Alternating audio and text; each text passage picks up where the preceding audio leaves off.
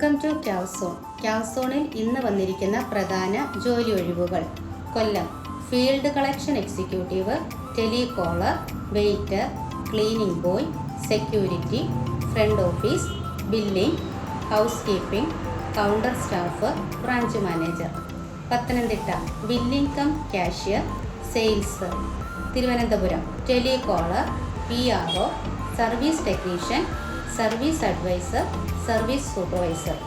Ernakulam sales, office assistant, cook, helper.